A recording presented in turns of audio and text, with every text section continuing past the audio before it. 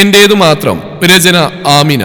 അവതരണം ഷാഹുൽ മലയിൽ. എഡിറ്റിംഗ് ഷെരീജ് പൂനൂർ. ആനന്ദ് ആദ്യം ഫോൺ ചെയ്തിട്ട് അകത്തേക്ക് വന്നു. ബെഡിൽ ചുരുണ്ടുകൂടി കിടക്കുന്ന ലച്ചുവിനെ കണ്ടതും അവൻ അവളോട് അലിവും വാത്സല്യവും തോന്നി.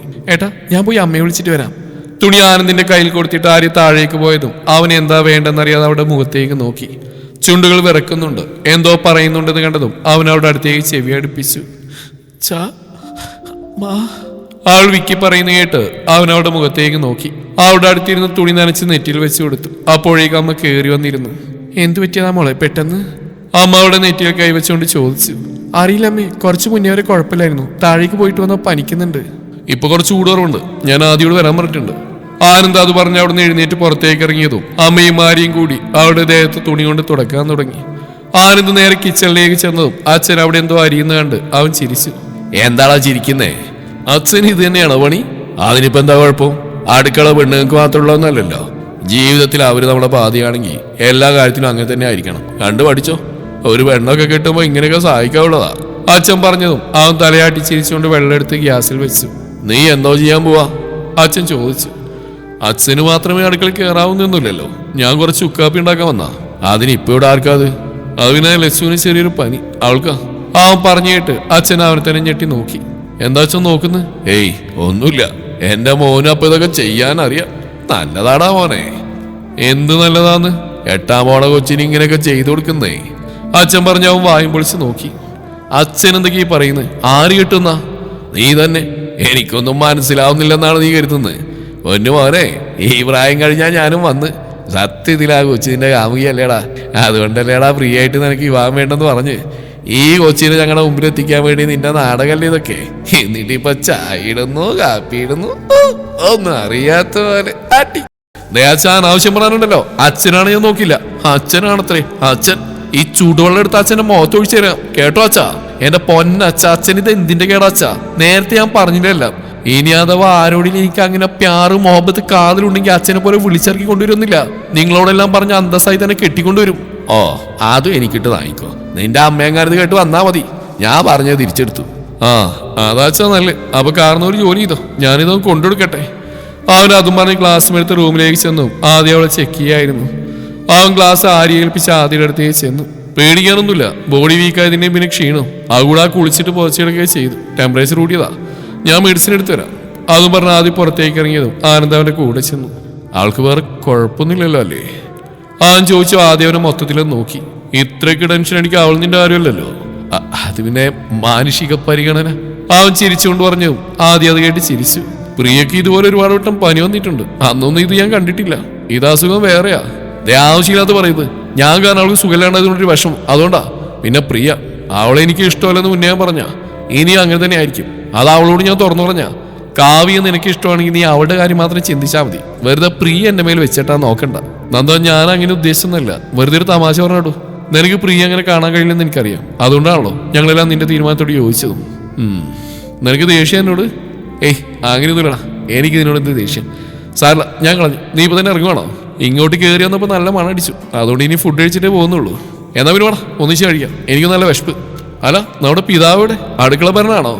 ആദ്യം ചിരിച്ചുകൊണ്ട് ചോദിച്ചു. ആനന്ദ കേട്ട് ചിരിച്ചു. ആദ്യം ഫുഡ് കഴിച്ച് ഹോസ്പിറ്റലിലേക്ക് പോയതും ആനന്ദ് അവന്റെ റൂമിലേക്ക് പോയി. ആര്യ ലച്ചുവിന് കാവലിരിപ്പായി ജോലി. രാത്രി ലച്ചു കണ്ണു തുറന്ന് അടുത്തിരുന്ന് വായിക്കുന്ന ആര്യയെ കണ്ട് അവിടെ എഴുന്നേറ്റിരുന്നു. ആഹാ, ചേച്ചി വന്നോ? ഇപ്പൊ എങ്ങനെയുണ്ട്? സുഖായോ? നേരത്തെ നല്ല പനിയായിരുന്നു. ഒക്കെ മാറി. ഇപ്പൊ കുഴപ്പമൊന്നുമില്ല. ലച്ചു ചിരിച്ചുകൊണ്ട് പറഞ്ഞു. ആഹാ, ഇപ്പൊ ചേച്ചി കൂടി ഉഷാറായല്ലോ. വാ ഫുഡ് കഴിക്കാം. വൈകി ഞാൻ ഇങ്ങോട്ട് എടുത്തിട്ട് വരാം. ഏയ് വേണ്ട, എനിക്ക് കുഴപ്പമില്ല, ഞാനും വരാം. അതും പറഞ്ഞ അവൾ ബെഡിൽ നിന്നിറങ്ങി ബാത്റൂമിൽ കയറി മുഖവും കഴുകി വന്നു. താഴേക്ക് വന്നതും അച്ഛനും ആനന്ദിരിക്കുന്ന കണ്ട് ലച്ചു ആര്യയെ നോക്കി. അമ്മ അവർക്ക് ഫുഡ് എടുത്തു കൊടുക്കുകയാണ്. ആഹാ, മോൾക്ക് സുഖമില്ലാന്ന് കേട്ടു. ഇപ്പൊ മാറിയോ? അച്ഛൻ അവൾ നോക്കി ചോദിച്ചതും ആനന്ദ കേട്ട് തിരിഞ്ഞു നോക്കി. മാറിയച്ചാ, സോറി അങ്കിൾ, ലച്ചു പറഞ്ഞു. അമ്മ കേട്ട് ചിരിച്ചു. അത് കൊള്ളാം. ആദ്യം വിളിച്ച് ഇനി മാറ്റാൻ നിൽക്കണ്ട. അച്ഛനെന്ന് അമ്മയെന്ന് വിളിച്ചാൽ മതി കേട്ടോ. മോള് വന്നിരിക്കെ, അമ്മ ചോറെടുക്കാം. ആര്യെ വന്നവൾക്ക് ചോറെടുത്ത് കൊടുക്ക്. അത് വേണ്ട, ഞാൻ അമ്മയുടെ കൂടെ ഇരിക്കാം. ഇവിടെ അങ്ങനെയൊന്നുമില്ല. മോളിരിക്ക്. ആര്യെ നീ ഇരിക്ക്. മോൾക്ക് ഒറ്റയ്ക്ക് ഇരിക്കാൻ മടിയായിട്ടാവും. അമ്മ പറഞ്ഞു. ലച്ചുവിനെ പിടിച്ച് ആര്യ ആനന്ദിന്റെ അടുത്ത് ഇരുത്തി. അവൻ അവളെ നോക്കിയാൻ ചിരിച്ചു. അത് കണ്ടതും അവൾ തിരിച്ചിരിച്ചു. അച്ഛൻ അത് കണ്ട് അവന്റെ കാലിനിട്ട് തട്ടിയിട്ട് കണ്ണുകൊണ്ട് ആക്ഷൻ കാണിച്ചു. അവൻ അമ്മയെ കാണിച്ചു കൊടുത്തു. അച്ഛൻ പ്ലേറ്റിലേക്ക് നോക്കി കഴിക്കാൻ തുടങ്ങി. ഫുഡും കഴിച്ച് ആനന്ദിന്റെ തോളിൽ തൂങ്ങി ആരി ഗുഡ് നൈറ്റ് പറഞ്ഞ് ലച്ചുവിനെ കൊണ്ട് പോവാൻ പോയത്. അവൻ അവളോട് ഗുഡ് നൈറ്റ് പറഞ്ഞപ്പോൾ അവൾ ചിരിച്ചുകൊണ്ട് തിരികെ പറഞ്ഞിട്ട് ആര്യയുടെ കൂടെ റൂമിലേക്ക് പോയി. ലച്ചു ചേച്ചിക്ക് ഒരു കാര്യം അറിയോ? വലിയന്റെ വിവാഹം ഉറപ്പിച്ചായിരുന്നു. ഞങ്ങളുടെ മാമന്റെ മോളായിട്ട് ആ ഒരു ടിങ്സ് ആയിരുന്നു. പ്രിയും കാവ്യയും. കൊച്ചേന്റെ കാവ്യെ പണ്ടേ ഇഷ്ടമായിരുന്നു. പിന്നെ വീട്ടുകാർക്ക് എതിർപ്പില്ലാത്തതുകൊണ്ട് അവർ പരസ്പരം സ്നേഹിച്ചു. അപ്പോഴാണ് മാം പറഞ്ഞത് പ്രിയയും കാവ്യ ഒരു വീട്ടിലേക്ക് പറഞ്ഞു വിടാൻ അവരുടെ ആഗ്രഹം. അങ്ങനെ അമ്മ ഏട്ടനോട് പോലും ചോദിക്കാണ്ട് പ്രിയ ഏട്ടനെ കൊണ്ട് കെട്ടിച്ചോളാന്ന് വാക്കുകൊടുത്തു. പിന്നീട് അറിഞ്ഞ് പ്രിയക്ക് ഏട്ടനോട് ഇഷ്ടമുണ്ടെന്ന്. എല്ലാവർക്കും ഓക്കെ ആയതുകൊണ്ട് അവർ 4 പേരുടെ എൻഗേജ്മെന്റ് നടത്താൻ തീരുമാനിച്ചു. വലിയേട്ടൻ പഠിത്തം കഴിഞ്ഞ് വരുന്ന അറിഞ്ഞപ്പോൾ അവിടെ എല്ലാവരും ഡേറ്റ് എടുത്ത് വെച്ചു. ഇവിടെ എത്തി വിവരറിഞ്ഞ ഏട്ടൻ ഒരു യുദ്ധം വരെ ഉണ്ടാക്കി. എന്തു വന്നാലും പ്രിയെ കെട്ടില്ലെന്നും അവളെ ഒരു ഭാര്യയായിട്ട് കാണാൻ പറ്റില്ല എന്നും ഇഷ്ടമല്ലെന്നൊക്കെ ഏട്ടൻ ഞങ്ങൾ പറഞ്ഞു. അങ്ങനെ നടത്തിയ ഏട്ടൻ നാടുവിടുന്നും പറഞ്ഞു. അത് കേട്ടത് അമ്മയ്ക്കാകെ വിഷമായി. ഏട്ടനോട് ചോദിക്കാണ്ട് അങ്ങനെ തീരുമാനത്തിൽ കുറേ സോറിയൊക്കെ പറഞ്ഞു. പിന്നീട് എൻഗേജ്മെന്റ് വേണ്ടാന്ന് വെച്ചു. പിന്നെ എല്ലാവരെയും അറിയിച്ചുകൊണ്ട് കൊച്ചേട്ടനെ കാവ്യയുടെ മാത്രമായിട്ട് നടത്തി. വിവാഹം പ്രിയക്ക് കൂടി ഒരാളെ കണ്ടുപിടിച്ചിട്ട് മതിയെന്നായി. പ്രിയക്ക് വേണ്ടി വീട് പ്രപ്പോസലൊക്കെ നോക്കുന്നുണ്ടെങ്കിലും അവിടെ എപ്പോഴും ഏട്ടൻ്റെ പറയുക. എന്തൊക്കെ പറഞ്ഞിട്ട് ഒഴിഞ്ഞു പോകുന്നില്ല. അതുകൊണ്ട് ഇപ്പം ആരോളം മൈൻഡ് ചെയ്യാറില്ല. അതെന്താ തൻ്റെ ഏട്ടന് ആ കുട്ടിയോട് ഇഷ്ടം തോന്നാത്ത? ലച്ചു സംശയത്തിൽ ചോദിച്ചു.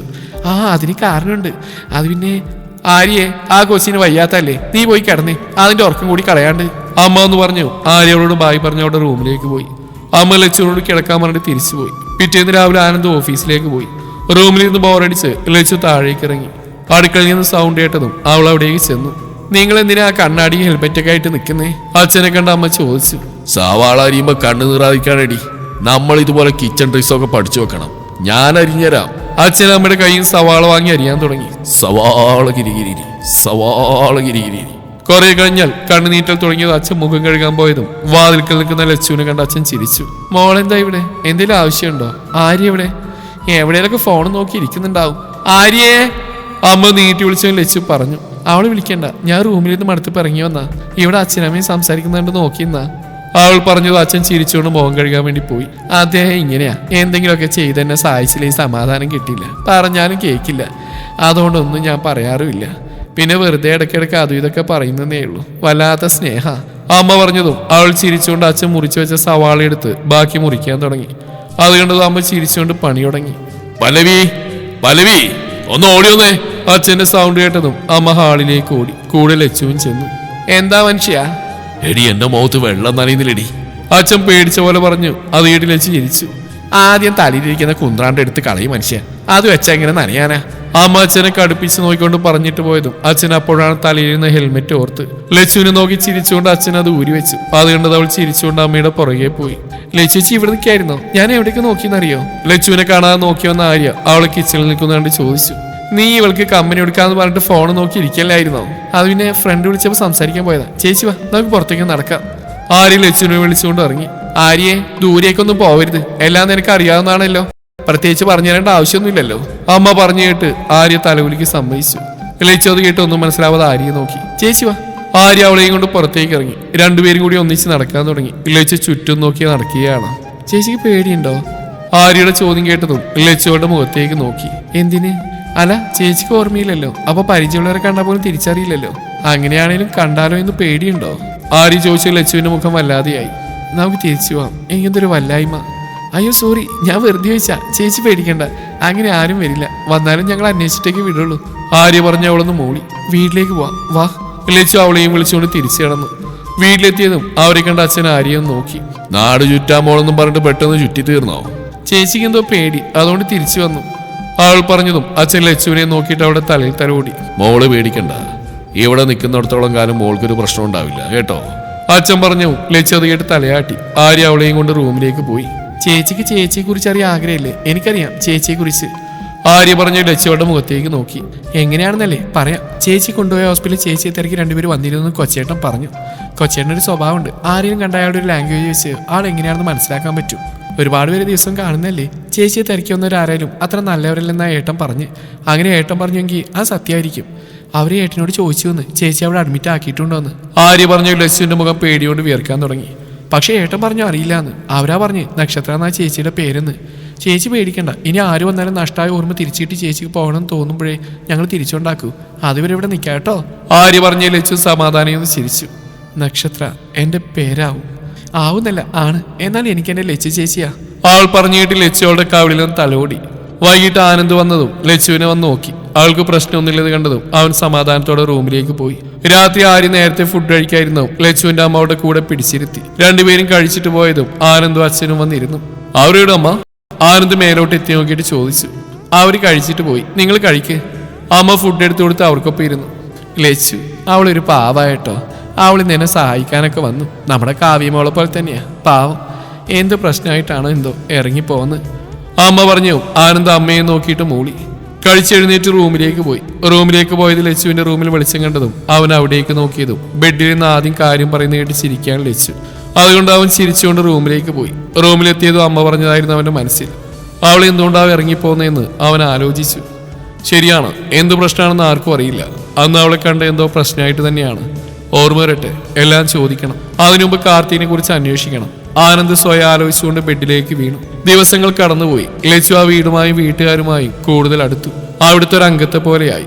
അവർക്ക് അവളോട് ഒരുപാട് ഇഷ്ടമാണ്. അവൾക്ക് തിരിച്ചു. കാർത്തിക് ലച്ചുവിനെ തിരക്കുള്ള നടപ്പ് നിർത്താതെ തുടർന്നു. ഓരോ ദിവസം കഴിയും തോറും കാർത്തികിന്റെ ഉള്ളിൽ അവളോടുള്ള ദേഷ്യവും വാശിയും കൂടിക്കൂടി വന്നു. ആ വീട്ടിൽ അവളുടെ അച്ഛനും അമ്മയും ഒന്നും ചെയ്യാൻ കഴിയാതെ മകളെ ഓർത്ത് വേദനയോടെയും കണ്ണീരോടെയും കഴിഞ്ഞു. ഇന്നേക്ക് 1 മാസമാവും പോകുന്നു അവൾ നമ്മുടെ കയ്യിൽ നിന്ന് പോയിട്ട്. ഇതുവരെ അവളെ കണ്ടുപിടിക്കാനായിട്ടില്ല. ഇനി ഇങ്ങനെ മുന്നോട്ട് പോയിട്ട് എന്തെങ്കിലും കാര്യമുണ്ടെന്ന് എനിക്ക് തോന്നുന്നില്ല. ശങ്കർ കാർത്തികിന്റെ അടുത്ത് വന്നിരുന്നോണ്ട് പറഞ്ഞു. അവൾ എവിടെയോ കയറി പറ്റിയിട്ടുണ്ട്. ഇല്ലെങ്കിൽ ഇതിനകം അവളുടെ മരണവാർത്തയോ ശവമോ കിട്ടേണ്ടതാ. അത് രണ്ടും ഇല്ലാത്ത സ്ഥിതിക്ക് എവിടെയെങ്കിലൊക്കെ ഉണ്ടാവും. എവിടെയായാലും അവളെ അങ്ങനെ വിടില്ല. എത്ര നാളെൻ്റെ കയ്യിൽ നിന്ന് രക്ഷപ്പെട്ട് ഓടാനും മറിഞ്ഞിരിക്കാനും അവൾക്കാവും. അതെനിക്കൊന്ന് കാണണം. അവളുടെ പ്രാണനായ തന്തയും തള്ളയും ഇവിടെ ഉള്ളിടത്തോളം കാലം അവൾക്ക് പൂർണ്ണമായിട്ട് ഇവിടെ വിട്ട് പോവാനാവില്ല. അവനൊരു പുച്ഛച്ചിരിയോടെ പറഞ്ഞു. ഗൗരിയും ശങ്കറും പരസ്പരം നോക്കി. എന്ത് ചെയ്യണമെന്നാ നീ പറയുന്നത്? അവരില്ലാതാക്കാനാണോ? അവളിവിടെ എത്തിക്കാൻ അതാണ് മാർഗമെങ്കിൽ അത് ചെയ്യാൻ എനിക്ക് മടിയില്ല. തൽക്കാലം അങ്ങനെ കാര്യം ആലോചിക്കുന്നില്ല. അവളെ എവിടം വരെ പോകുന്ന എനിക്കൊന്ന് കാണണം. അതും പറഞ്ഞ് അവിടുന്ന് എഴുന്നേറ്റാവും പുറത്തേക്ക് ഇറങ്ങി. സന്ദീപ് വണ്ടിയിലെത്തിയതും കാർത്തിക് വണ്ടിയിൽ കയറി നേരെ ബാറിലേക്ക് വിട്ടു. കുടിച്ച് നടക്കാൻ മാത്രമേ അവനെ കൊണ്ടൊക്കെ പറ്റൂ. അവളെ കണ്ടുപിടിക്കാനൊന്നും ആവില്ല. നമ്മൾ കണ്ട സ്വപ്നം മുഴുവൻ വെറുതെ ആവുകയുള്ളൂ. ശങ്കർ അവന്റെ പോക്ക് നോക്കിക്കൊണ്ട് പറഞ്ഞു.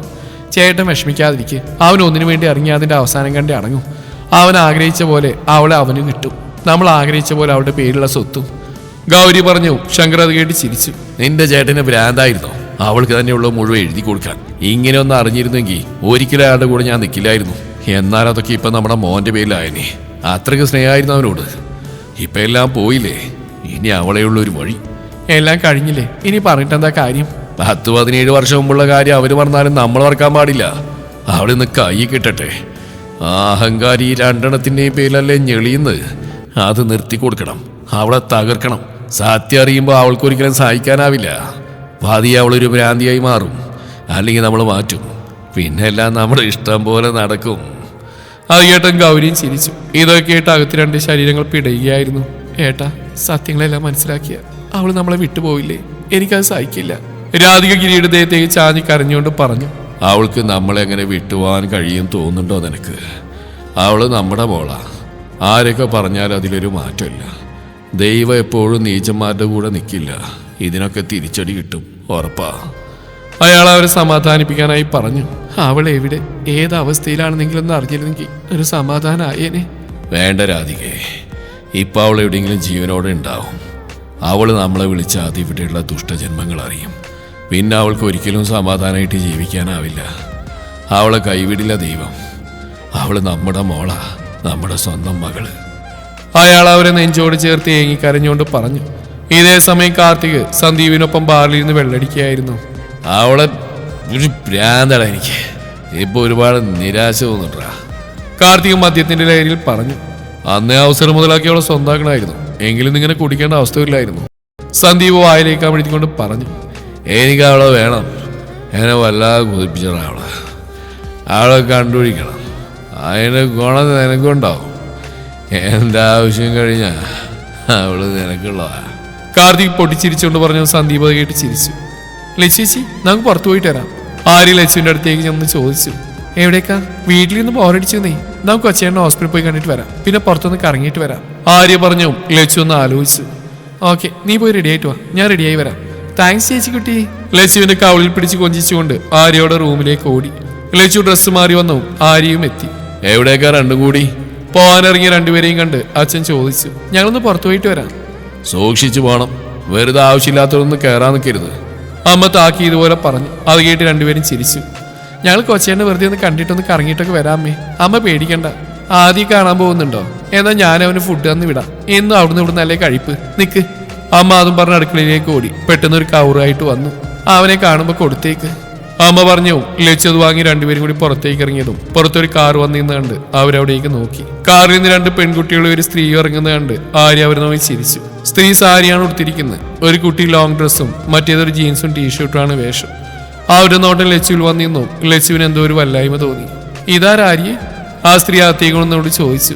അത് ആന്റി, ഇത് ഏട്ടന്റെ ഫ്രണ്ടാ ലച്ചു ചേച്ചി. ആര്യ പറഞ്ഞു. അവളെ നോക്കിയിട്ട് അകത്തേക്ക് പോയി. ലച്ചു ചേച്ചി, ഇതാ ഞാൻ പറഞ്ഞ കാവ്യയും പ്രിയയും.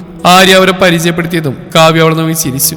പ്രിയ അവളെ നോക്കിയിട്ട് പൂച്ചിച്ചുകൊണ്ട് അകത്തേക്ക് പോയി. നിങ്ങൾ എവിടെ പോവാ? ഞങ്ങൾ നിന്റെ കാമുകനെ കാണാൻ പോവാ. പിന്നെ അല്ലറ ചിലർ കറക്കൊക്കെ, ആര്യ പറഞ്ഞു. എന്നാ പിന്നെ ഞാനും വരാം. ഒരു മിനിറ്റ്, അമ്മയോട് പറയട്ടെ. അതും പറഞ്ഞ് കാവ്യ അകത്തേക്ക് ഓടിയതും ആര്യ അവിടെ പുറകെ ചെന്നു. ലച്ചു അവരെയും കാത്ത് പുറത്ത് തന്നെ നിന്നു. അവരകത്തേക്ക് പോയതും പുറത്തേക്ക് വരുന്ന പ്രിയെ കണ്ട് ലച്ചു ചിരിച്ചതും അവൾ ലച്ചുവിനെ നോക്കി പുച്ചി ചിരിച്ചുകൊണ്ട് മുന്നിൽ വന്ന് നിന്നു. ഓ, നിനക്ക് വേണ്ടിയായിരുന്നോ നന്ദി എന്നെ വേണ്ടെന്ന് വെച്ച്? അപ്പൊ ഇതായിരുന്നു അവന്റെ ഉദ്ദേശമല്ലേ? അല്ല, നിങ്ങൾ തമ്മിൽ എത്ര നാളായി തുടങ്ങിയിട്ട്? പ്രിയ ചോദിച്ചതും ലച്ചു എന്ത് പറയണമെന്നറിയാതെ അവളെ നോക്കി. തുടരും ഈ കഥയുടെ ബാക്കി ഭാഗം നാളെ ഇതേ സമയം.